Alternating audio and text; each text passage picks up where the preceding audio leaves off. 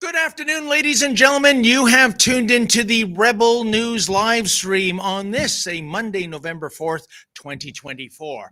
I'm David Menzies, and my co-host, well, let me tell you a bit about my co-host, shall I? Folks, do you know that today is National Candy Day? I do not celebrate this day because my co-host, she's so sweet. Who needs candy? Oh, and I'm diabetic.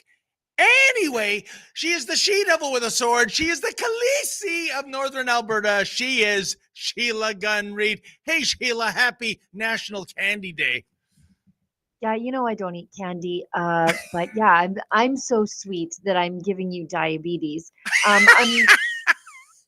It's also National Chicken Lady Day, which they don't mean like the old Kids in the Hall skit of the chicken lady. They actually mean some other lady, businesswoman and motivational speaker, Dr. Marthenia Tina Dupree. I wish it was the Kids in the Hall chicken lady. Do you remember her?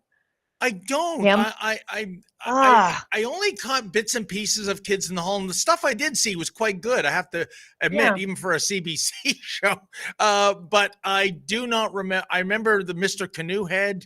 I remember the guy who would like try to, crush your head. It was a perspective gag.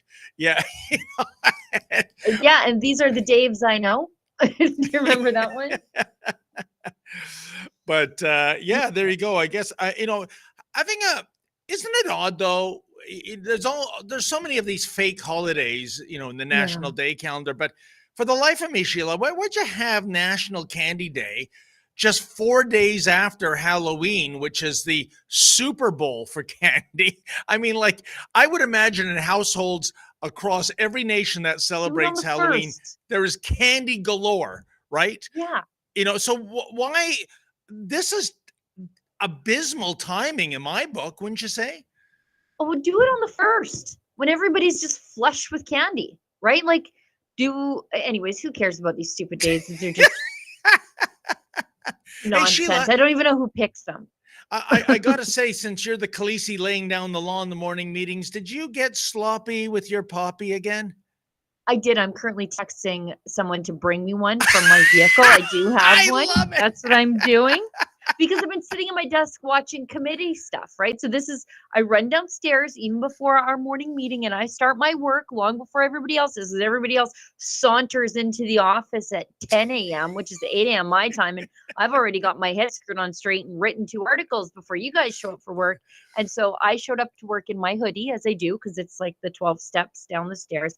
And I forgot to put my poppy on. So I'm currently texting someone to bring me a poppy from out of the car. Thank you. Well, Sheila, no one is questioning your work ethic. I was just pointing out the irony when... Oh, yeah, I'm the poppy police at work, too. Because I'm like, yeah, if you send me a video that's been shot without a poppy, I need a new one. You have to go and refilm the whole thing. So I'm the poppy police. I'm just the sloppy poppy police today. So I got to fix that. So Sheila, it's around this time of the show you lay down the housekeeping rules and what the ostensible policy reason of the next almost hour that lays ahead. Yes, almost hour. Of course, we're going to go overtime. We always do. This is the Rebel News live stream. It airs on the first workday of the week and on Friday. And we talk about the news of the world completely unscripted. So you're going to get our spicy hot takes, or maybe not so spicy hot takes. Sometimes they're boring and not very exciting. But you will get our honest opinion on the news of the day happening. And we also want your opinion too. So we are streaming on YouTube and on another platform, which I'll tell you about in a second. But first, I want to tell you why we continue to stream on YouTube, but we don't like them and they don't like us. The feeling is mutual. They've completely demonetized us over there because we are a little bit too truthful about certain things that I can't even talk about because we're streaming on there right now. So and I appreciate the people who continue to watch us on YouTube. Look, they don't want you there. That's how they get more of you. That's how I am. Like if you're telling me I can't go somewhere, guess what? I'm showing up and I'm going to be extra fancy. But if you want to support the work that we do and support a platform that lets you speak your mind, might I suggest you head on over to Rumble. That's a great free speech platform, and they're fighting for free speech in a time of Justin Trudeau censorship, big tech censorship, and they'll let you do something else. So they'll let you leave a paid chat called a Rumble rant. If your Rumble rant is over the $5 US cutoff, that's our bar for us to read it on air. We're obligating us. It's mandatory. We'll read it on air. But don't let that be the bar for entry because we frequently read the ones that fall underneath the $5 US cutoff and sometimes even the free ones that are clever, funny, that make fun of David, make fun of Trudeau. So get chatting. If you want to support us, leave us a super chat. And that should take us into the schedule. David, you can start. Efren Monsanto, super producer, cameraman that he is, and myself, we gave up another Sunday to basically take in business as usual. Now it looks like, Sheila, this is going to be a continuation for months on end where the pro-Hamas folk come to the Jewish neighborhood of Bathurst and Shepherd, where for over a year, there's been, basically, I don't know if you call it a demonstration, a protest, more like a vigil. Jewish people, pro-Israel people, and their allies clamoring for the return of the hostages. That is to say, the ones who are still alive. We have no idea what the number is there. And beginning 3 Sundays ago, the pro-Hamas people, they decided that even though there are thousands of intersections in the city of Toronto, nope, they must come to Bathurst and Shepherd at 12 noon on a Sunday, which I guess coincidentally is where the pro-Israel people are. Clearly, Sheila, this is the other side wearing trouble on their shirt. They want confrontation. They want to promote their pro-victimization narrative. And our focus was on the police, and namely, with Efren and I, we're covering the news. We're neither waving Israel flags or Palestinian flags, and we want to get both sides of the story. And suffice to say, we'll throw to a video. It started out refreshingly different, i.e., a senior police officer standing up for our right to practice journalism. Didn't last that long. Here, check it out.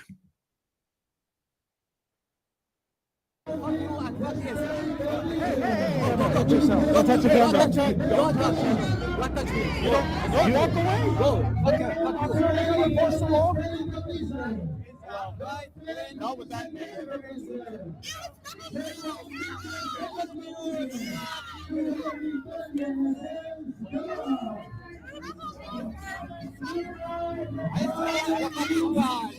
David Menzies for Rebel News. David Menzies for Rebel News here in Toronto. And folks, we're back at the intersection of Baptist and Shepherd. And as you can see, if you do that, you have every right to stand here. Don't put your finger at me. Do not put your finger at me. You have every right to stand here. Stop the children! If you point Stop killing children! The genocide in Gaza! As I was saying, folks, we are back here at the corner of Baptist and Shepherd. Yeah, so Sheila, it began nicely. That police officer, who I greatly appreciate, at least in the beginning, said, quote, he has every right to film here, when he was shooing away a member of the River to the Sea crowd. But as I alluded to, that was not a consistent message, because we have another little video where, our time was up on the pro-Hamas side of Bathurst Street. Check it out, folks. It's not on that truck. Sorry, what's your badge number again? What did I ask you? I'm here as Independent Press. Independent press? Well, what's your badge number? Why I have to give you my badge? You are working as a police officer. Yeah. When a citizen asks you for your badge number, you're supposed to give it. So my badge number is 11710. Thank you. All right. So you are independent press?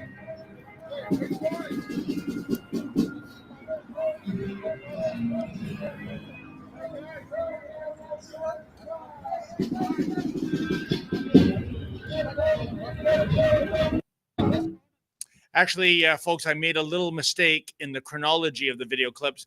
That is what happened when Efren, without me, went over earlier in the day. And as you saw, he's getting some aggro. Efren was getting resistance in getting the badge number, which they are required to provide. And you can clearly see where this guy is weighing in. And by the way, he knows darn well who we are. I think any Rebel News reporter or videographer has a big target on their backs. It was in March and April where I was arrested in March for obstruct police, which is to say I was on King Street and I was about to interview the River to the Sea crowd. And then, of course, the most shocking arrest of all, I think, was in April 7th to be precise, which was the 6-month vigil of the massacre in Israel last October, in which there were more than 2,000 people in the square. Pierre Poilievre was leading a vigil. And when the Hamas people attacked us, I got arrested for trespassing. Unbelievable. So why don't we, and by the way, here's some more disbelief. Not only are the, pro-Hamas people chanting for genocide, which is de rigueur, well, we saw them take one more step. Thankfully, Efren Monsanto was Johnny on the spot and captured a woman holding up a sign, which just has to be the most offensive and hateful sign you could display, I think, to Jewish people, given that it featured the swastika. I mean, you have to, if you blink, you'll miss it, but there it is. And all I can tell you, folks, we witnessed from across the street, so we couldn't possibly hear. It looked like one of the cops giving her a stern talking to, and then she switched to some other hateful message sign. The clip we don't have is, contrary to what that police officer said, you have, quote, he has every right to film here, when he was talking to the Hamas guy that was interfering with our broadcast. Well, that right evaporated within, 2.5 minutes, because as the mob encircled us, suddenly that very same police officer said, "You've got to go across the street." And I said, "Why?" And he said, "For safety." And I said, "Officer, if you think my safety is at risk, well, then you as a police officer, you can lay down the law." And then he said, "Well, it's not just you, it's my fellow officers too." And, Sheila, it's baffling. You are armed, aren't you? I mean, if they're going to attack police officers, you're begging for trouble in my book, or at least that's the way it used to be. And one final thing before I get your thoughts, Sheila. In the Department of Supreme Chutzpah, that jihadist jabroni who a week ago Sunday assaulted me and damaged my microphone, he had the audacity to show up Of course he did. and do his ranting again. And I said to the police officer, I said, "This is the man, officer, who last week assaulted me, damaged my microphone. We have video evidence of it. Will you arrest him?" And then he went over, and the noise was too loud, Sheila. I couldn't hear what he was saying. And the next thing I know, that very same officer who said he has every right to film here, meaning us, said, "You have to cross the street." There's the guy from two. See, there you go. Video evidence that even beats eyewitness evidence, Sheila. And he gets a pass. And suddenly, once again, we have to cross the street. Right. And I knew if I gave any resistance, well, you know what Straight to happens. jail. I'm handcuffed in a paddy wagon. It's despicable, the two-tier policing. And the thing is, this guy is emboldened, right? Next time he's going to punch you right in the face because Oh, yeah. he completely got away with it. It's caught on video. You told the cops, that's him right there. He came back because he knew, even though there will be a line of police across the street, not one of those police will come over to arrest him for the crime he already committed. And so the next time he's just going to punch you in the face. And then we can point to the police and say, you should have nipped this in the bud at the beginning. And I've seen more swastikas in a single gathering of these Hamas people than I ever saw during the entirety of the far right Russian funded Freedom Convoy. Yeah, who mourns for the Proud Boys now, Sheila? But, I want to call BS on the safety thing, because the cops have maintained a narrative for more than a year now. You have hundreds and hundreds of people. They're emotional. They're out on the streets. We're trying to keep the peace, which means turn a blind eye to lawlessness, such as Section 319 of the Criminal Code of Canada, which makes it a prohibition to chant for genocide. But Sheila, here in this particular instance, at the corner of Bathurst and Shepherd, I would say the Hamas hooligans were outnumbered by the peaceful demonstrators across the street by maybe 30, 40 to 1. And so the idea that the mob was about to erupt. Well, I can tell you, the pro-Israel side, they would erupt in cheers if you started arresting these people, not in violence. So I'm not buying this. It's a safety issue. And like I said, I think, I might be offside here, but I think if you're a police officer in Canada's largest city, you probably have lethal force or at least a taser on you. You know what? If there's a mob of terror apologists that you think are going to commit violence on the streets of Toronto, you're the police. Do something about it. And, I always compare this to the Freedom Convoy, because the Freedom Convoy was the threat to public safety where crime went down in Ottawa, and the streets got cleaner and the city got more interesting instead of just a boring gray blob of bureaucracy. We haven't even, I say we as in the royal we, I mean Freeland. She's got that whole agency, FinTrack, that's supposed to track money laundering, proceeds of crime, terrorist financing. They used it on the Freedom Convoy. Have they used it on a single one of these clearly well-organized, well-resourced protests? Like the Americans, their government has said, we think there's money coming from Iran here. Yeah. We've never even stopped to even consider that here in Canada. I guess not. And this is a huge example of foreign interference, might I add. 100%, Sheila. And the real reason for this, it's not doing what's right, rather. It's not enforcing the law. It is the political puppet masters, starting with Prime Minister Justin Trudeau, looking at the Hamas crowd as potential liberal voters. The Freedom Convoy, I'll make a prediction, Sheila, of all the thousands of people who came to Ottawa during the time the Freedom Convoy was there, I would be absolutely shocked to the point of needing to be taken away on a stretcher if I found one person who supported the Justin Trudeau Liberal government.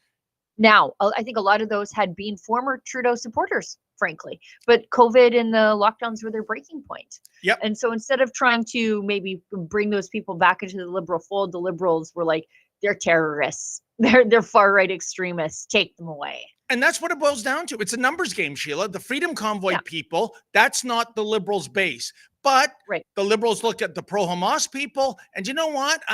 Maybe we can capture some of that. We know that Muslims outnumber Jews in Canada by a factor of 5 to 1. And by the way, I'm not saying every Muslim agrees with these lunatics, but I think that is the world vision of Justin Trudeau. Yeah, but that's also Justin Trudeau's bigotry of low expectations.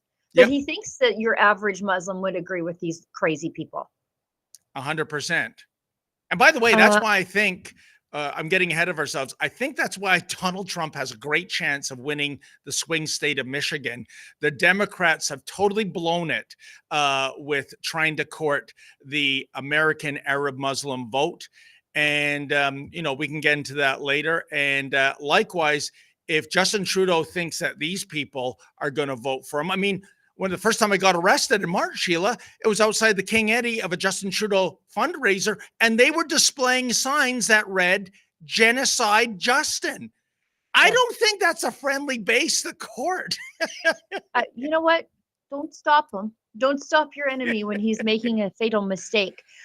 We have an ad read, and then we've got a ton of stuff to get to because stuff was breaking this morning from the federal government on their gun grab that we need to get to that was exclusive to us. Another thing about another censorship bureaucracy that looks like it's coming in the advance of the next election. Again, only exclusive to us. And we were at the Alberta United Conservative Party annual general meeting where Rebel News was very warmly received. It's probably, David Menzies, if you went to an Alberta official conservative political convention, you would probably be quite disoriented because you're welcomed with open arms. You can bend the ears of all the MLAs and the cabinet ministers, and they're thanking you for your hard work. And if you go to a Doug Ford event, you guys get run out of town on a rail. So it's maybe next time you Sheila, should come. Not by the Doug Ford base, mind you. We are welcome. No. We're talking about the PC party establishment right. and flip-flop Ford himself. Well, you know what?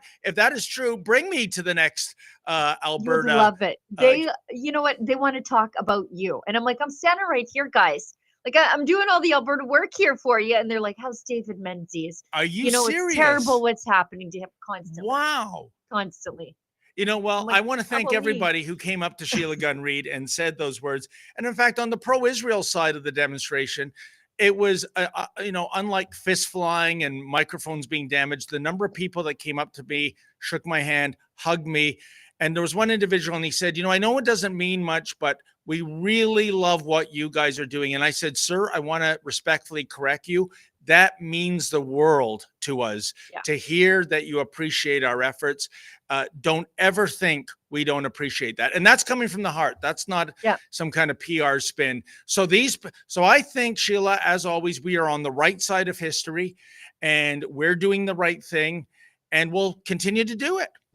Yeah. And back to my point about Premier Smith and, the base loving us and the PC base in Ontario loving us.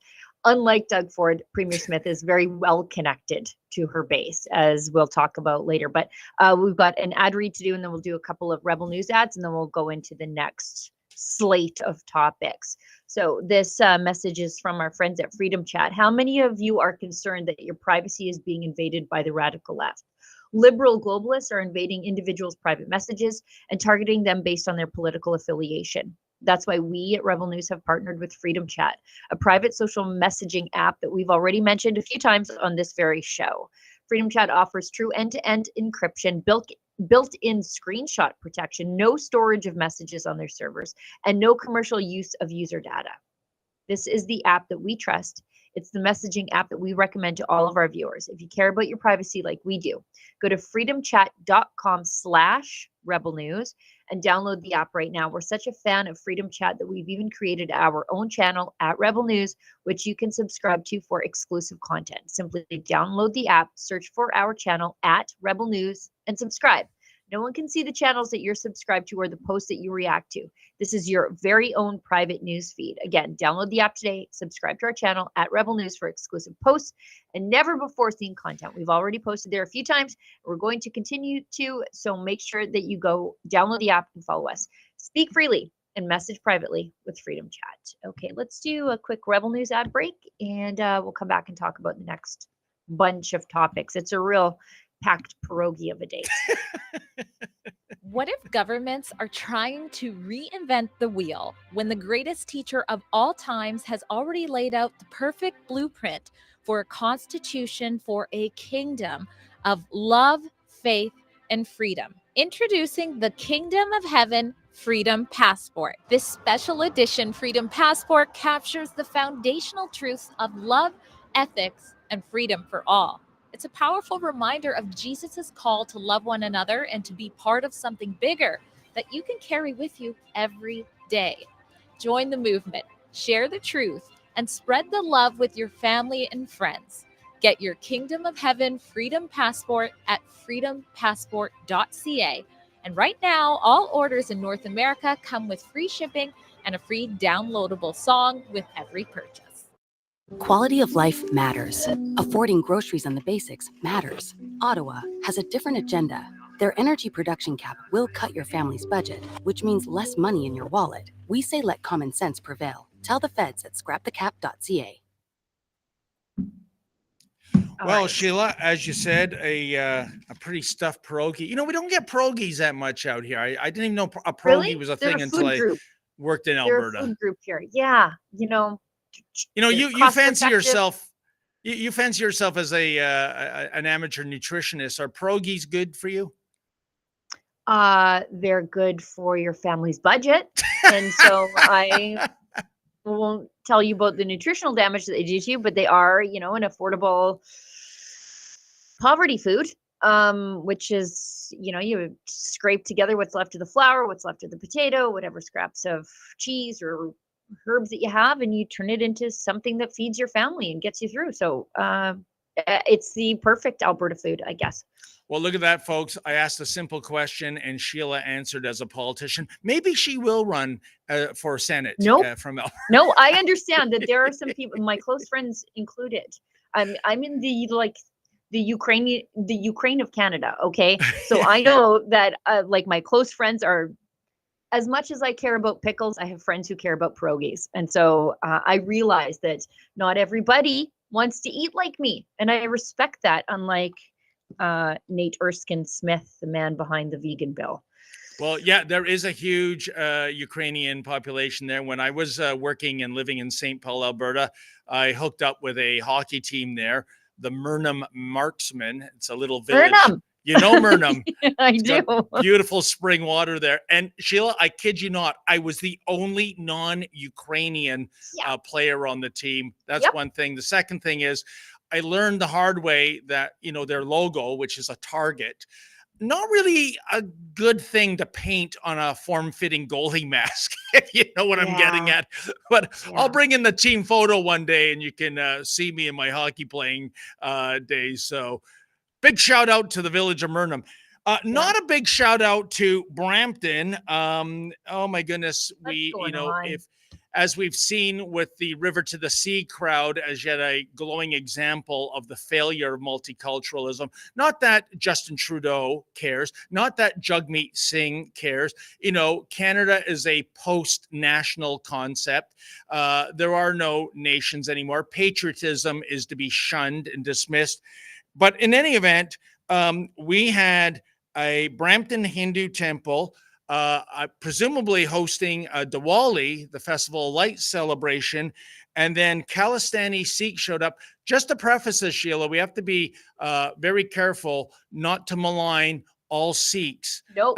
as being part of the Khalistani movement. I referenced the Freedom Convoy. There were many Sikhs there. They have no part of the Khalistani movement, which is basically And strong conservatives. I'll show 100%. strong conservatives. They meet with us on social issues, government accountability. They're not all Khalistani extremists in the same way our Muslim friends are not Islamist radical extremists. 100%. And what the backstory is that the province of Punjab in India, the Khalistanis want to turn into an independent Sikh state. The perverse irony, folks, is that the Khalistani movement in India is either dormant or dead. It's only thriving in basically three nations: Canada, the US, and the UK. And it's a pipe dream. It's never going to happen. But when you're an extremist, you don't care about reality. So why don't we look at the, I guess, more recent arrivals of Sikhs that have come to Canada, not the ones from yesterdecade that just wanted to pursue the Canadian dream, get a job, buy a house, enjoy their freedom, and are now looking, by the way, with shock at the Khalistani movement floating across the ocean to meet up with them. But for some reason, the Khalistani Sikhs, just like the pro-Hamas people going to a Jewish neighborhood to a pro-Israel vigil, had to crash it. Well, these Sikhs had to go to a Brampton Hindu temple to crash that. Check it out. Oh shit, oh shit, oh shit, oh shit, oh shit, oh shit, ouch, ouch, oh shit, oh shit, oh shit, oh shit, oh shit, oh shit, oh shit. Oh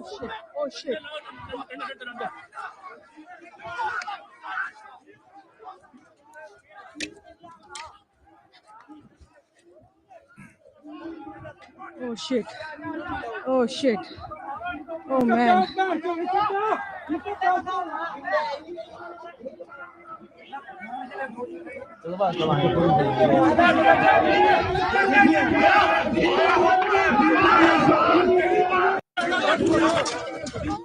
You know, Sheila, I want to get your thoughts on this, but I want to say this. I noticed on social media, some of the organizers of that Khalistani movement, they were saying, oh, you know what? It was kind of a protest that went wrong. Excuse me, wrong? You had your members running through iron gates into the temple with big sticks, hitting people, hitting cars. That's not wrong. You know, that was a deliberate act of terror. Let's call it for what it is. Your thought, Sheila? It's political and religious violence. Mm-hmm. Like they targeted Hindus during Diwali. That would be like targeting Catholics during Holy Week. Yeah. Why aren't we reacting this way? That's crazy. That's like storming a Catholic church during Holy Week because Justin Trudeau has whipped you up into some sort of frenzy about mass graves or whatever reason. Doesn't even matter the reason. Since when do we allow this sort of religious and political violence in this country? This should be a huge thing, and it is for Prime Minister Modi in India, but less so for our Prime Minister Idiot here in Canada. And, you know, Sheila, I should point out, if anyone in our audience is saying, you know, Sikhs versus Hindus, you know, I'm a Canadian. I'm neither Sikh nor Hindu. Why do I give a rodent's rectum? Well, here's why you do. It is the Khalistani movement that was responsible for the largest act of Canadian terrorism ever back in 1986, when an Air India plane blew up over the ocean, killing more than 300 people. So that's why you should be concerned. Now, the Khalistani people say this was a frame up, that it was actually the government of India that blew up the plane. Well, except for one thing, there's been not one but two public inquiries that definitively traced the Khalistani movement to this odious act of terrorism. And again, that's why you should care. Right. This is just utter lawlessness happening in Canada, but this stems from Justin Trudeau's complete, I was going to say inability, but lack of desire to deal with any sort of foreign interference. He tries to sort of straddle this idea that Canada is this broad cultural mosaic, but that doesn't often work in practice. And calling out political violence from one side does not undermine the fact that we're a pluralistic society. In fact, it protects the fact that we're a pluralistic society because we don't allow religious ethnic mobs to run amok on the streets of Canada, or we used to not do that. Oh, I now guess we do, that Sheila, in the completely. past decade. And by the way, in the The Department of past year and Plenty a of, half. pardon Yeah, me? in the last year. Oh yeah. Yeah. But and also in the Department of Plenty of Blame to go around. I mean, Jagmeet Singh will not speak to us. He runs away, sometimes runs away with a human shield, a little child. I don't know if it's his child or he's just renting one. But you ask Mr. Singh, if you ever get the opportunity, what's his position on the Khalistani movement? I'm going to give you some advance warning. You will witness verbiage that resembles the proverb of nailing jelly to the wall. He is pro-Khalistani. He'll probably not say that, but he has been on the record as that. And this is the guy who is right now our co-prime minister. Just so egregious, Sheila. Well, and we saw how the Liberals acted when they had suspicions of political violence being done on behalf of the state of India on Canadian soil. And now Modi, the Prime Minister of India, is saying, okay, you acted swiftly then. What about now? Who's been arrested for this? Mm-hmm. Are people being deported for this? Like, if Yep. you are storming a Hindu temple on a religious holiday and you're not a Canadian citizen, you're on the first plane home. Out you go. How many of these people are temporary foreign students, temporary workers? Get out of my country if you're running amok like that. And the rest of you who are citizens, you should be directly to jail, pending trial, the same way we treated Tamara Leach. Oh, and Sheila, again, the double standard, just like the pro-Hamas crowd. We've done 2 reports from the intersection of Queen Street and Highway 410 in Brampton. There's a little tent city there.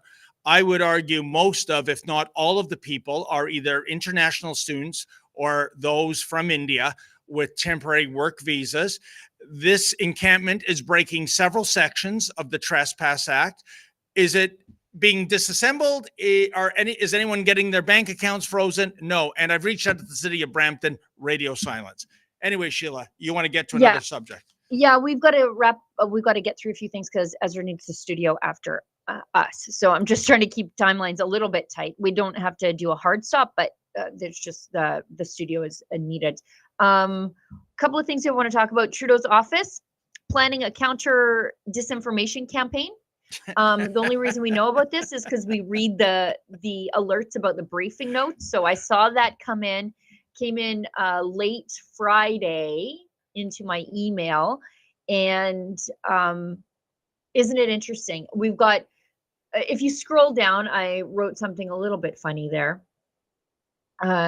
Anyways, Trudeau's, this is a briefing note. So we know what's coming. This is a briefing note to his office. And how did I phrase that there?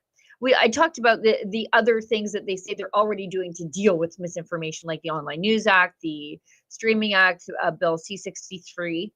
But I said, what did I say here? Maybe got changed when it was edited. Regardless. Basically, I just said that they are the biggest peddlers of disinformation themselves. Like, ironic that the Liberals are launching this disinformation act because this disinformation campaign, because the Trudeau Liberals have been credibly accused of being large-scale peddlers of misinformation, telling Canadians that carbon taxes will change the weather, Canadians will get more money back in carbon tax rebates than they pay, and that Trudeau is a feminist. Yeah, it's just so funny. It was, just the way you've framed it, Sheila. I mean, it's kind of like the fox going to the farmer and saying, I'm in hen house security consulting. Yeah. Yeah. The arsonist showing up with the bucket of water to help you put out the fire he started. Yeah, it's the same thing for the Liberals, but just imagine what this is going to be like. Facebook, of course, is going to bend to this. Google, of course, is going to bend to this. The Google affiliated alphabet companies like YouTube, of course, going to bend to this. So I think look towards X and Rumble if you want to get the unfiltered news. Thank Another goodness for that. Another thing, new data out today, or sorry, it was out Friday, couldn't get to it, wrote it up today, beat everybody else to it, which is my biggest stress. Trudeau's so-called gun buyback burns through $75 million without buying a single gun. And why this is important is because just in September, I think it was 63 or $67 million. And 6 weeks later, now it's ballooned up to $75 million. And this is relevant because just last week, all the major police organizations were like, you're doing nothing to stem the rise in violent crime in this country by allocating $75 million in police resources to this nonsense. Yeah, 63 million. And Sheila, on that note, who's going to do the Prime Minister's dirty work? As I understand it, the RCMP doesn't want to do it. Canada Post, if you can imagine, that was an idea floated. They don't want to do it. And I mean, imagine going in to a Canada Post outlet at your local Shoppers Drug Mart with your guns, and there's like some 18-year-old clerk behind the counter. It's preposterous. And then Trudeau's last kick at the can, which was to entice retired RCMP officers to get a part-time gig. Range? Pardon? Yeah, the guys I see at the gun range? Yeah, Yeah. I bet not. Yeah, and it's a hard no because, as I understand it from my sources, one thing cops do not love to sign up for is when they're the villains wearing the black hats, and that is what they will be perceived as. So they've told Trudeau to take a long walk off a short pier. What I'm asking you, Sheila, like, who's left? Who is Trudeau going to get, assuming this file ever gets into drive? Who's he going to get to confiscate these guns, make these door-to-door calls? Yeah, I hope it's Bill Blair. No, he likes to work at home. He likes to work at home. So I feel like he could kick off his slippers, put on some Crocs, and start knocking some doors instead of asking cops who are, by and large, advocates of firearms rights, in my experience, to do the dirty work of the federal government. I know that the RCMP are not going to be tasked with this in Alberta, and neither are our sheriffs. So good luck to them is all I have to say. One more thing just on this, and then we've got an ad read, and then we'll do a quick ad break if we have. The RCMP, they're planning Heritage Front 2.0. Again, you guys have better things to do, RCMP. And I'm saying this to the RCMP brass and not the RCMP officers who quite likely, by and large, agree with me. The RCMP plans to go undercover to trap online violent extremists. Internal documents say Mounties will use fake online profiles to pursue extremist activities. Well, and then they show pictures of the Proud Boys, who are just a men's drinking club, but the RCM or the federal government listed them, Public Safety Canada listed them alongside the IRGC, Hamas, and Al Qaeda as a terrorist entity, which is high-level dumbness. But the reason I brought up the Heritage Front is the Heritage Front was a neo-Nazi group in the 90s, I believe, 1995. Founded by Grant Bristow, because as is always the case, evidenced by the RCMP, Public Safety listing the Proud Boys alongside Hamas, is that the supply of white supremacists never quite meets the left-wing demand for it. The Heritage Front was a neo-Nazi group in the 90s, and everybody was scared about it. Well, again, there weren't enough neo-Nazis to meet the demand by the anti-reform party nonsense that was coming out of Ottawa. So this CSIS spy founds a neo-Nazi group to give proof that there are neo-Nazis that really exist in some sort of fulsome way, especially out here on the prairies. And it just wasn't true. There were more cops involved in that thing than there were actual neo-Nazis. And this is what it's going to be like again. They're going to be like, hey, how about them Black people and the Jews? How do we get rid of them? You get one of those in your Twitter DMs or your X DMs, that's a Fed blockaroo. Yeah, it's amazing, Sheila. I have vague memories of this. I don't know if it was an actual physical gathering or an online chat room kind of thing, but wasn't the situation that almost everybody there was an undercover Mountie? Yes. Yeah, just about almost everybody That's was Monty a fed Python of some stuff. kind. Yes, because the supply didn't meet the demand. So they're like, oh crap. The Liberals in Ottawa, they need to pump up this rise of the Reform Party as a neo-Nazi front group. So we're going to have to create the problem so that we can point to it. It's sort of like that planted Nazi flag that was in the Freedom Convoy. Yeah. So that we could write the Freedom Convoy off. Same thing happened at an institutional scale. It's going to happen again. So my advice to you, if you are a prominent conservative, if you get one of those messages in your ex DMs, just know that it's fed. Just know. Don't take the bait. Of course you wouldn't. You're not racist. Yeah. But just be like, thanks, Fed, blocked. But you know what? Speaking of racism, Sheila, if we go back to that original photo that was with the story about extremists, and you look at the photo, and the guy looks like a frat boy going to a college Yeah, that's football a Proud game. Boy. Yeah, exactly. Why isn't the stock photo? Oh, I don't know. Somebody wrapped in the Palestinian flag with a disguise wearing on. Crazy person. Yeah. Look Or- at the sign in the background. Free speech. Ooh. Oh, lock them up. Yeah, lock him up. There's a clean-cut young man in front of a sign that says free speech, and probably, what is that, the red ensign? So Canada's former flag, and everyone's all up in arms. In the meantime, we have Hamas, Mothers for Hamas holding up swastikas on the streets of Toronto, across the street from a pro-Israel protest. That's not the photo they used, though. They used a Proud Boy. It's unbelievable. I'm sure there, if whoever wrote that story and laid it out, I'm sure there's some nuance a couple of dummies like you and I and the rest of our audience can't figure out, Sheila. But, talk about the fix being in, talk about a narrative being pursued by the media, the mainstream media, that is. Sean Hannity was right. Journalism is dead. He said that back in 2016, although he'll even modify it. He meant mainstream media journalism is dead. Thank goodness the independent press exists, because otherwise, if you got your information from the mainstream media, you would be an indoctrinated zombie. Yeah, I see that photo of that Proud Boy, and I just think we just don't hate the mainstream media enough. Every time I think, I'm like, my heart is so hardened against these people. I realize that no, it can get a little more calcified. We've got a quick ad read. Olivia, whisper to me in my ear if we have a Rebel News ad break. If not, we've got to breeze through Alberta stuff and then what was happening with Freeland at committee this morning. Oh. Okay. I want to share a story quickly about a family that's supporting this channel. 7 years ago, they had a brother who returned from Afghanistan with fairly severe injuries. He became a shell of his former self. At the same time, one of his brothers was diagnosed with something less than 1,000 people in the United States have.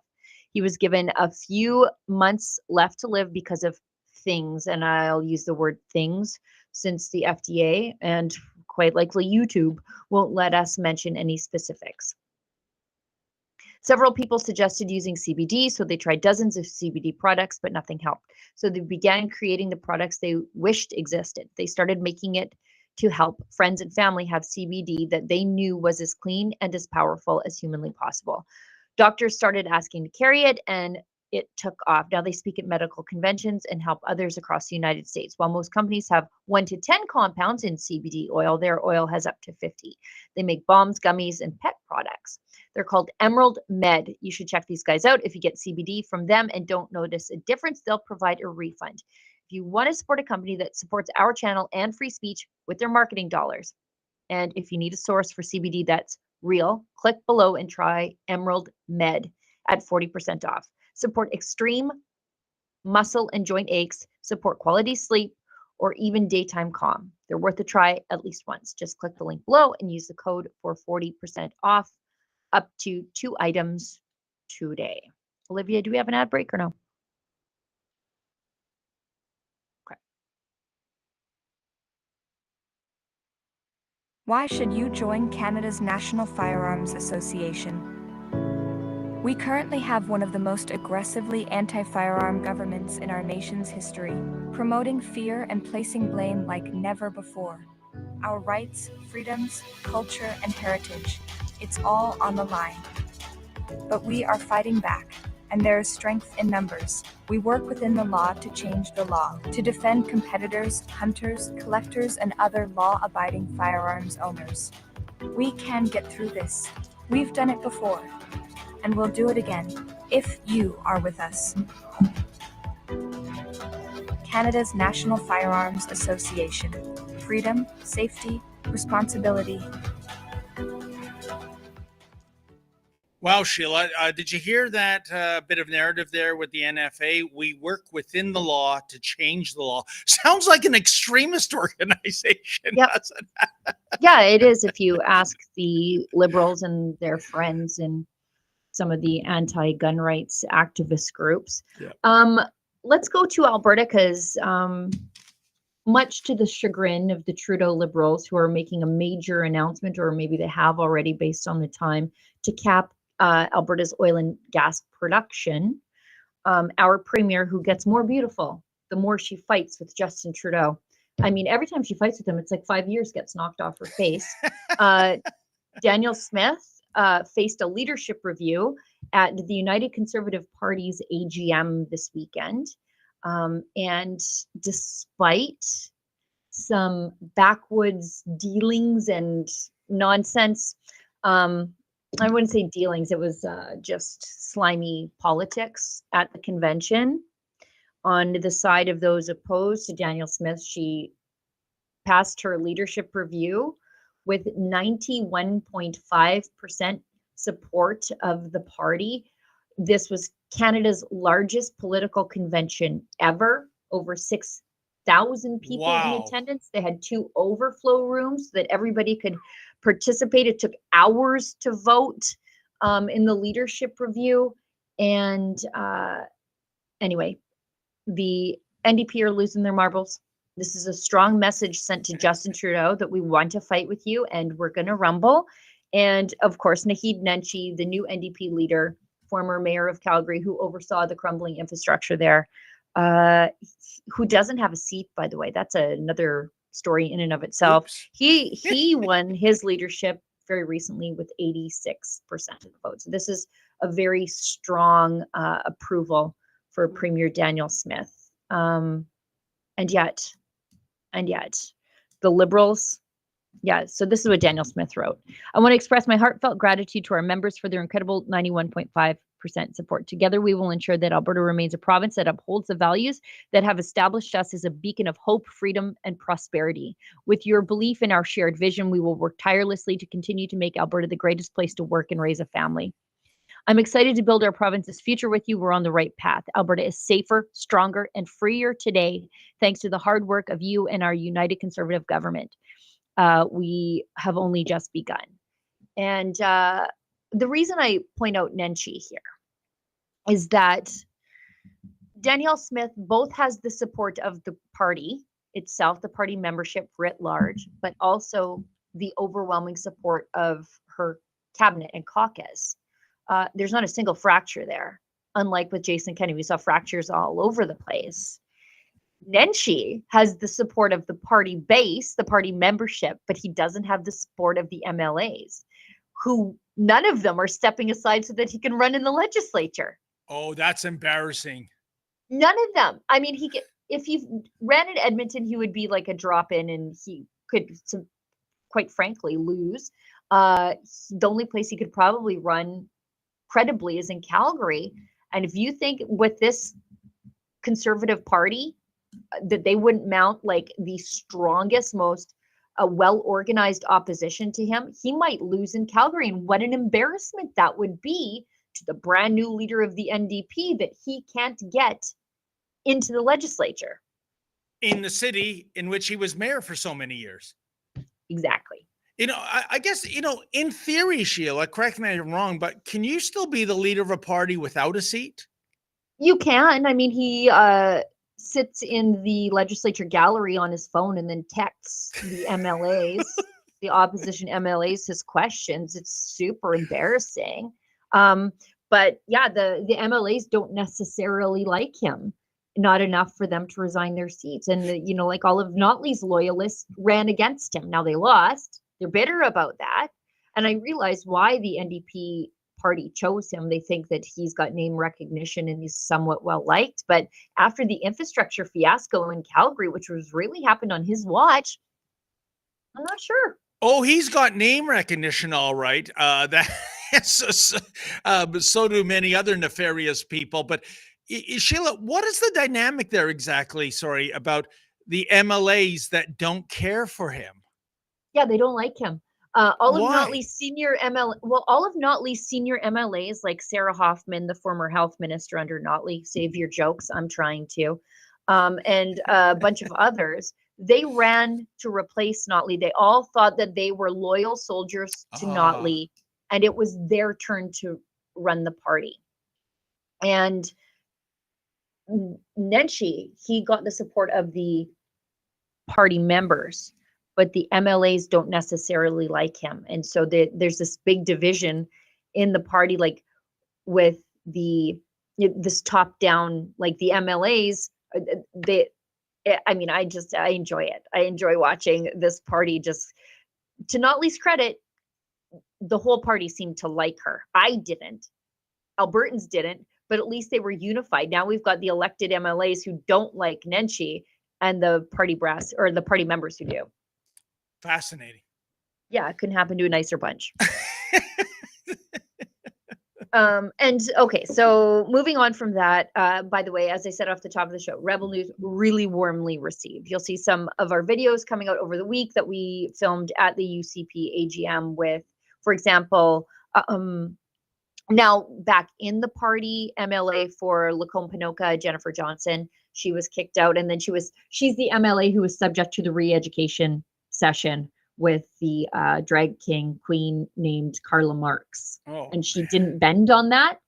I ran into her and she was so grateful for independent journalists accurately covering what happened to her, because she was not treated fairly at all by the mainstream media. But before, in the couple of days in the lead up to the UCP AGM, we'll get to Marcy Ian's comments, but Daniel Smith announced a whole slate of pieces of legislation that would protect fairness in women's sport, stop gender transition for children, and make substantial changes to the Public Health Act that would redefine what an emergency really is. Also mandated a right to in-person education, especially during a public health emergency, and parental notification if a child at school decides that they are going to socially transition. They have to go to the parents first. So now the Liberals are weighing in. So Marcy Ian, I just call her the DEI minister, Trudeau's DEI minister from Toronto. She's written a strongly worded letter to Premier Daniel Smith, calling on her to revoke her recent set of anti-trans bills. They're not anti-trans bills. No. They're pro-child bills, because you should not be giving an 11-year-old cross-sex hormones and sterilizing them for the rest of their lives. And if you think so, you're a crazy person. But let me tell you, Marcy Ian, if you're watching, there's not a single normal Albertan in this province who cares what Justin Trudeau's DEI minister from Toronto has to say about what we're doing here. If you want to trans a bunch of kids, I promise you should go door knocking on that issue. Yeah. Knock some doors and tell people how you're pro-transing a 12-year-old behind their parents' back. And just report back to us, Marcy, and see how that goes. Yeah, I think there's a word for that. What's it called? Oh, yeah, child abuse. Maybe we should call the Children's Aid Society, Sheila. Yeah. I mean, and then Janice Irwin, who is one of the MLAs who has allied herself with Nenshi, particularly on this, and just visually, you'll see why. She put out a video the other day, her message to trans Albertans and all Albertans, because this Lyle Lovett looking weirdo thinks that she knows better than moms and dads. It's the bigotry of low expectations to say that socially conservative parents wouldn't love their children despite their identity challenges. Look at this. There were some 4,500 emails in my email box this week. They were not form letters.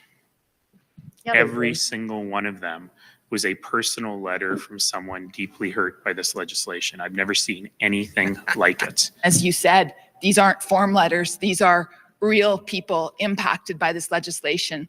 Not just from trans people, not just from people in the community or parents of people in the community, but for Albertans of every stripe. Their teachers, their parents, their youth, people from all corners of this province. Saying, I just don't feel safe here. I don't know if I can have a future here. For the first time in my life, I'm thinking about this place as I love, that I love so much, that I put so much into, is a place that doesn't want me here. And it's hard, and I get it. And I don't begrudge anybody who thinks they might have to leave this province, but they need to know that they've got a whole lot of MLAs here fighting for them, and they've got a whole lot of people all across this province who are here for them as well. Our job as the government in waiting is to show people there's a better alternative. But we want everyone, not just people in the LGBTQ2S+ community, but every Albertan to know they don't have to worry about whether their rights are next to be stripped. This government in waiting will always look after every single person's right to live a meaningful life on this land. To any trans folks who are watching this, that's enough of these two. Okay, so they can't out of one side of their mouth say, we're not transing the kids. We're not doing that because Danielle Smith addressed that. She said, okay, if you're not transing the kids, then you should not have a problem with this legislation. We're just making sure that it never happens. And then to say like, oh, people are considering leaving this province. Well, who's going to leave the province? People under the age of 16 who want chemical castration? Okay, I don't want to be a place that chemically castrates 15-year-olds. I just don't. And for the rest of them, you're going to leave. Why? Why? Because you don't get to punch a woman in the face in the boxing ring? Good riddance. And Go Sheila, to BC then. I hear San Francisco is lovely this time of year. By all you know, means. like, don't threaten me with a good time. You mean you're going to pack up and leave because you don't want, because you desire the right to wrestle a woman in a wrestling ring? Yep. Okay. All right, then. Have it your way. And by the way, Show Sheila, I won't be able to sleep tonight, which will be a problem because I have to get up super early tomorrow to go to Washington, D.C. for our election coverage. But that person, was that like a man who is now a woman, a woman going, becoming, what is it? That's just Janice Irwin. That's just how Janice Irwin is. Is that a biological woman is what I'm asking? Yes, that's Janice Irwin. Janice. I have my Janice. doubts. I'm kind of like Austin Powers. That's not a woman. That's a man, man. Sometimes people just wear their politics everywhere. Let's a couple more things before we wrap up the show, I guess. Maybe do we get to everything there? Yeah. Freeland was at committee this morning. And that was right before I jumped onto the call. I was watching that and clipping it. Freeland and Minister Wilkinson, Natural Resources Minister, and they were both there testifying about how they turned a $5.4 billion private sector investment into the Trans Mountain Pipeline into a $34 billion boondoggle that hangs around taxpayers' necks like a millstone, by which I'm, of course, referring to the Trans Mountain Pipeline expansion. They were building a second pipeline, twinning an existing pipeline in the easement that has existed for half a century. All Trans Mountain needed, all the pipeline company needed was for the Liberals to enforce the law. They didn't.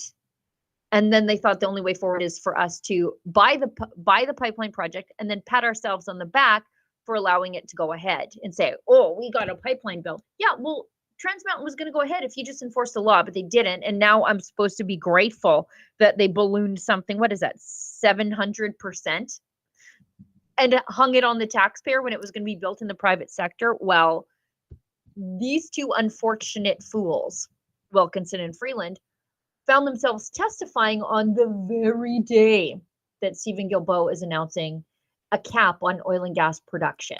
Uh-oh. Yeah. Yeah, absolutely bad timing, but not that Trudeau cares about what happens to his MPs and his cabinet ministers. And it's pointed out to these two that the only reason that the Canadian economy is not in a recession right now is thanks to public sector jobs, which are actually inflationary jobs because they're government jobs, and the oil and gas sector. That's the only thing saving us from spiraling into a deep, dark recession. And these two just don't get it because now they're capping oil and gas production. So we won't even be able to put oil in the pipeline if these guys have their way, which they will. And by the way, Sheila, to one of your points, I think that's another scandal of Justin Trudeau. I've lost count of how many. He has grown the federal public sector by 40% these last 9 years. 40%. Does anyone think we needed 40% more workers to do? Are you getting 40% better service out of these people? You're right. And it's just to hide the unemployment rate, right? Is you just hire them into the federal government and worry about when the bill comes in for somebody else, which is what. And who do you think those people are going to vote for, Sheila? Yeah, exactly. Yeah. Also, it was pointed out to the Liberals in the committee today that Deloitte says that the cap on oil and gas is going to cost 110,000 jobs in the West. 110,000 jobs. It's an entire city the size of Red Deer just wiped off the map. Why would Trudeau care about that, Sheila? The West is a write-off for my him. point. Yeah. And the Liberals are like, well, these are going to create 10,000 jobs in green energy or something. It's like, where? So How? You want to, well, yeah, and you want us to trade 110,000 well-paying Alberta jobs for a potential creation of 10,000 green jobs.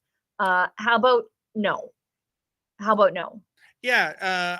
What's next? Trudeau making an announcement that he's giving tens of billions of dollars of Canadian tax money to a dilithium crystal factory. I mean, this is fantasy land, these green Stellantis. jobs. That's what he's doing with Stellantis. I know. Okay, let's roll one of these clips. You don't have to show the whole thing, but this is Shannon Stubbs, I think, the one we have here at committee. She is the Alberta MP for Bonnyville Cold Lake. It's called Lakeland, and that's where most of you think about the oil sands in Fort McMurray. But she is the oil sands hub in that they do it as close to conventional as possible for oil and gas. It's what they call SAGD, so it looks like a conventional drilling platform, and they drill down into the bitumen, and then they inject steam to liquefy it, bring it up. And that's what they do. It's a very small footprint, but she is in the heart of oil and gas company, and she is so strong on this. And if she's not the next natural resources minister, Polyev, what are you even doing? Let's watch this clip. Wilkinson for being here today. Of course, Conservatives always supported the nation-building Trans Mountain Expansion Pipeline, undeniably in federal jurisdiction. What we advocated, though, was for the federal government to assert federal jurisdiction and the rule of law in order to ensure the private sector proponent could get that pipeline built on their dime and on their schedule. Mr. Freeland, do you agree with Stats Can from last Thursday's report that if Canada didn't have contributions from oil and gas right now, that Canada would be in a recession? The strength of the Canadian economy today, in the past, is very much built on our oil and gas sector. I absolutely recognize the value that it brings in terms of jobs, in terms of revenues, in terms of our trade balance. So the two things that report said that are keeping Canada's economy going is public sector spending and oil and gas production. The problem is that because your government has killed two other potential export pipelines in Northern Gateway and Energy East, and only now is getting the Trans Mountain Expansion built and starting to operate as a $34 billion liability on taxpayers, pipeline capacity is actually full, which will automatically cut production, Canadian energy businesses, jobs, and opportunities. So based on that, how can the Liberals and your anti-energy, anti-private sector colleagues possibly justify imposing an oil and gas cap on Canada, a job-killing oil and gas cap on Canada? I'm going to start answering the question, and Minister Wilkinson may want to offer some thoughts. Look, I do think that in the areas where it's possible for everyone in this committee and everyone in our House to agree, we should.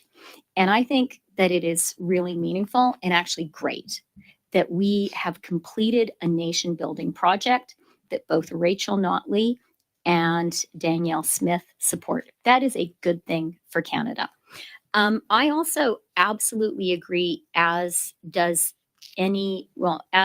do all economists, that oil and gas is an important part of Canada's economy. Having said that, my question was it is absolutely inappropriate for Conservatives to criticize our government when it comes to pipelines. We got a pipeline built to Tidewater. Conservatives did not. That is the reality. This is a nation building project. I think there was in the Calgary Herald, there was a senior Alberta energy leader talked about this as a nation building project, and it was our government that got it because built. of your lack of getting pipelines done. Does it self-impose a job-killing oil and gas cap on itself? The United States, does it? The key question here is who got a pipeline built and who didn't. So and the the answer is that the our United government States built. does It's not. a nation How about building Mexico? project that is How contributing about Mexico? meaningfully Does Mexico impose to an our oil and national gas emissions prosperity cap on and to it? good wages for Canadian workers. I'm I asking think about that is a your record emissions I am cap. proud to stand on. Okay. It goes on like that. That's the entire committee went on like that. Shannon Stubbs asking yes and no questions, and Freeland just ragging the puck so that nothing is ever answered because they cannot answer the question because the answer is bad for the Liberals. The answer is bad when they say like it's regurgitated social license nonsense from Rachel Notley days where, if we don't impose a carbon tax, nobody's going to invest here. You imposed a carbon tax and inspired the single largest capital flight out of this province since the National Energy Program. But do go on, ladies. Sheila, I think you deserve a raise for sitting through these committee meetings. Soul sucking. I'm really, but it's part of the problem we have right now in the political discourse. It's like you ask somebody, Minister Freeland, what kind of car do you drive? And the answer is, my drapes are green. You cannot get a straight answer to a straight question. You simply can't. No. The only other thing I can say is that it's a good day when I see Fraulein Freeland and I'm not in the back of a police cruiser after being bullarized by a Mountie that resembles Uncle Fester from the Addams Family. So I'll take that as a win. But that's ridiculous. It's I mean, and to say, well, we're the ones that got a pipeline built. Yeah, because you wouldn't impose the law. And it's like 5 years overdue, 700% over budget. And there could have been Energy East. You guys let that die on the table. There could have been Keystone XL. You didn't fight for it. Northern Gateway didn't fight for it. So what do you want? Yeah. What do you want, a hero cookie? Because you hung this liability on the Canadian taxpayer when a private company was perfectly willing to invest $5 billion in this project and have it done way under budget and on schedule because they had to be accountable to shareholders. Good job, Freeland, treating this like the section of Reuters that she destroyed when she was in charge over there. What was it? Was that like a $300 million boondoggle? Yeah. And Justin Trudeau was like, you know who we should put in charge of the entire Canadian economy? The lady who destroyed an entire section of a newswire service through her financial mismanagement. Man. And if you want to know why that committee is so out of control, like the witnesses are supposed to answer the question and the question asker is allowed to take back their time, right? So there should be no interrupting. Like when they say like, okay, we're moving on, you're not answering. There's a Liberal in charge of this committee. It's George Chahal, who I jokingly said is allowing people to steal time like it's mail because, as you know, he's a porch pirate and he stole literature. during the last campaign out of mailboxes in Calgary. I don't know if we want to show the next one about like Freeland's just being roasted. You know what? Towards the end, but I think we think might the be out big of time. boss man might need the studio, Sheila. Great. And do we have I have any chats? I have it. Yes, we have a chat and an ad read. I'll do the ad read, then we'll do the chat. Okay. Olivia, if that's okay. So this one is from that great social media and streaming company that I mentioned right off the top. Many of you are watching this there. It's Rumble. So this sponsorship is from Rumble, and it's one that's incredibly important to the survival of their company, but also ours, because without Rumble, we don't really have a way to speak to you uncensored. When Rumble first started in 2013, they built the platform for the small creator. They didn't censor or have biases. They were fair and treated all creators equally. No one thought platforms would censor political conversation or censor opinions on COVID, but they did. Facebook admitted that they felt a pressure from the Biden and Harris administration. We saw the exact same thing happen in Canada. Public Health Agency was contacting Facebook, and they were taking down your posts, which were actually true posts. Hindsight being 2020. Rumble, however, did not. They held the line. They are attacked daily for giving us a voice to talk to you. They're attacked in corporate media. They're attacked by governments like France. They're attacked from brand advertisers who refuse to work with them. Corporate America is fighting to remove speech. Rumble is fighting to keep it. Rumble won't survive with brand advertisers. They don't get much of it. Watching our show on Rumble is the most I can ask from you. But if you really believe in this fight, and if you have the means, one major way you can help Rumble survive is by joining Rumble Premium. Join the community that believes in the First Amendment and believes in our human right to free speech. Rumble is offering $10 off with the promo code STUDIO when you purchase an annual subscription. Go to rumble.com/premium. Use the promo code STUDIO. Like I said, if you have the means and believe in the cause, now's the time to join Rumble Premium. If you don't have the means, we're just happy if you watch us on Rumble. So that is that. Let's we've got one chat here from Ryerson Gary, who is a faithful, loyal watcher of the show and a supporter of us here at Rebel News, and we're just so grateful for him and others like him. Ryerson Gary gives us $5 and says, for 83 years, I didn't know I hated Jews. In the past year, thanks to the Trudeau cabal plus the paid-for media, I now realize that I have been misled. Stockholm conditioning at work. Yeah, after being a conservative supporter of democracy in the Middle East, and if you believe in democracy in the Middle East and human rights, then the same way I support Taiwan, I support Israel. But yeah, if you got all your news from the mainstream media, you're just far right and crypto Nazi hiding under the hood of some truck in Ottawa. Unbelievable. And Gary, again, thank you for your support. Much appreciated. Sheila, before we sign off, this is presidential election eve, if you will. Your prediction? Close, but Trump. Ditto. And let's hope it's not too close, because then something might happen that I dare not speak of. I know. I wasn't going to say it. People can read between the lines, right? But I think we're going to see the return of President Trump, and not a moment too soon. Well, folks, that wraps up today's show. Thank you so much.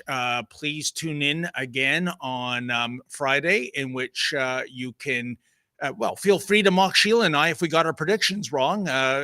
We still have free speech, well, such as it is. And by the way, tomorrow evening, Sheila, I believe we're on the air at 7 p.m. Eastern Standard Time. I believe so. Yes. Okay.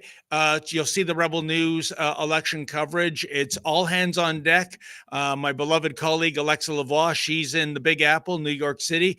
I shall be in Washington, D.C. I imagine DC is the kind of place that is, well, like a Super Bowl host city on the day of the big game. Should be fascinating.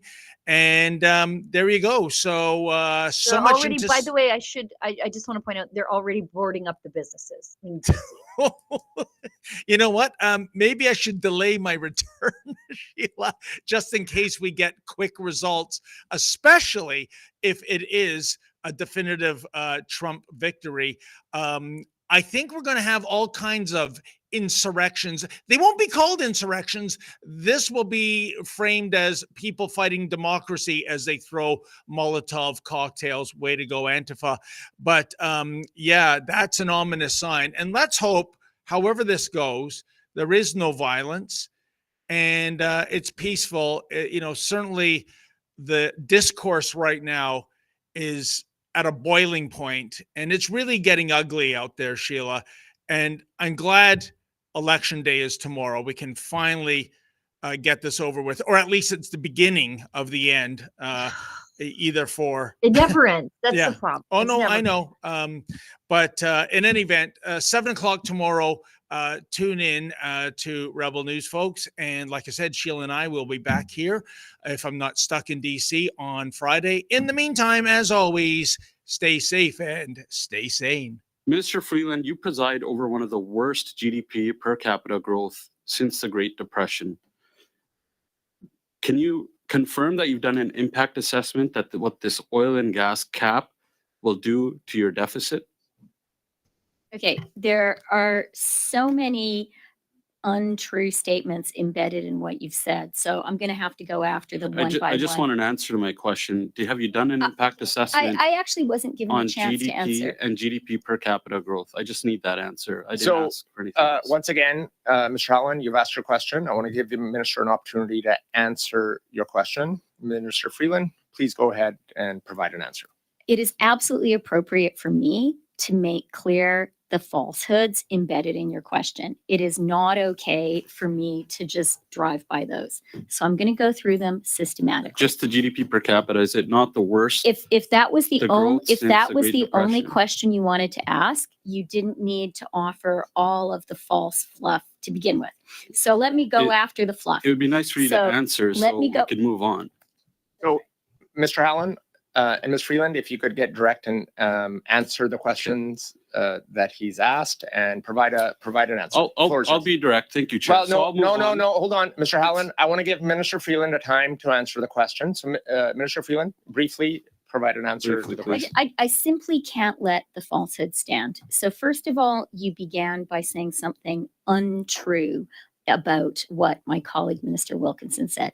Minister Wilkinson was very clear that we believe that our policies are both bringing down emissions and bringing good jobs to Canada. Which is not true. Okay, Minister, since you're not going to answer, I have about a minute left. In terms of GDP, since we're here to talk about, no, you didn't actually, you didn't order to. So we have a point of order, Minister Freeland, and I know you're going to the GDP answer, but I have a point of order from Ms. Yeah, I would just note the bizarre spectacle of extremely powerful elite ministers of the government of Canada, of a G7 country, constantly. Ms. that's not a point of order. Constantly shutting down and cutting off both women member of parliaments and an ethnically diverse member of parliament. So perhaps these guys who love to play identity politics, just answer the question. Colleagues, first of all, Minister Freeland is also a strong woman in the government who's here answering questions. Yeah, I certainly don't think she has a problem with the Let's not target members based on their gender or their ethnicity. I'll ask everybody to, let's everybody just take a deep breath and tone down a notch so we can get back to the issue at hand today. That's the Trans Mountain Pipeline expansion. You do, Mr. Helen, have time. So I have it on hold, but I do have at a point of order I have to address. Minister Freeland, a brief. I want to give you a chance to answer on the GDP brief, and I'm going to go back to you, Mr. Helen, on the GDP answer you're just about to give, and then we'll go back to you. Okay, TMX, which we're supposed to be here to talk about, is adding 0.25% to Canada's GDP. That is important. In the G7, Canada will have the second strongest GDP growth this year, and the IMF forecasts that we will have the strongest GDP growth next year. And it looks like we're achieving a soft landing after the greatest recession since the Great Depression. Minister, just to correct your falsehood, you said 0.25% of GDP. In fact, your gas cap, oil and gas cap, is going to take a 1% hit to our GDP, according to Deloitte. You can shake your head all you want, Minister Wilkinson, but that's the truth. Yeah. Now, the dollar is trading at $72 right now. In your budget, you had projected WTI would be at $78. Currently, it's at $71. In the PBO recently said you will blow through your projected budget by $7 billion, which we know because either you can't do math or you can't manage or both. Now, can you please confirm just the number? How much worse will the deficit be? Time is up, and a brief answer, please. What will the deficit be? Mr. Hallen's question was incoherent and it wasn't clear. He said the dollar is trading at, I think he meant oil, but he Canadian mushed dollar up is trading at his words in $72, his Minister. word salad. So it's really impossible to answer a question which is Because so you don't want to answer, incoherent because you and know how bad the encoding. answer will be. Thank you. Okay, time. Hi, everybody. As you know, every year we do a fundraiser for Rebel News that's super fun. It's a Rebel News cruise. We all go on a cruise ship together. We have dinner with each other. We have seminars when the ship's at sea, like Q&A sessions. And the rest of the time is your own. It's a vacation. It's a way to connect with other Rebel News enthusiasts. It's a way to check in with me and Sheila Gunn-Reid and Drea Humphrey and David Menzies. Tons of rebels are on the trip, and at the end of the day, it's a way to keep Rebel News strong because there's a little extra added to the cost, which is how we float the boat here at Rebel News. It's a fundraiser. Here's the next Rebel News cruise in case you've always wanted to go on one. It sets sail out of Vancouver June 18th, 2025. It's a week-long, June 18th to 2025, and it's Vancouver to Alaska. So it's a lot easier to get to than a Caribbean cruise where you have to fly to Florida to set sail. Starts in Vancouver, where I'll greet you, Sheila, David, Alexa Lavoie, Drea Humphrey. It's a super fun trip. I've done it before. We go to Skagway, which is where the gold rush started. We go to Glacier National Park, which is as beautiful as it sounds. Go to rebelnewscruise.com to learn more, to check the pricing, and to book your cabin. Just let me rattle off some of the details of the places we're going. It's called the Alaska Inside Passage Cruise. If you know what that means, you go up right along the coast.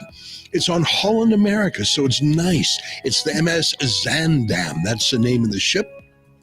Obviously, we start off in Vancouver, next the Tracy Arm Inlet, then Juneau, the capital of Alaska, Skagway, by far my favorite city. It's amazing. Then Glacier Bay. Maybe the most beautiful place I've ever been in my life. Back to Ketchikan and then down to Vancouver. If you like cruising, this is a super way to do it with fellow travelers, ideologically speaking. If you've never cruised before, this is a great way to start. And if you've been on Rebel News cruises, well, you don't want to miss this one. Again, for details, go to rebelnewscruise.com. It's next June, so just under a year away, but not too soon to order and to get the early bird discount. I'll see you at sea.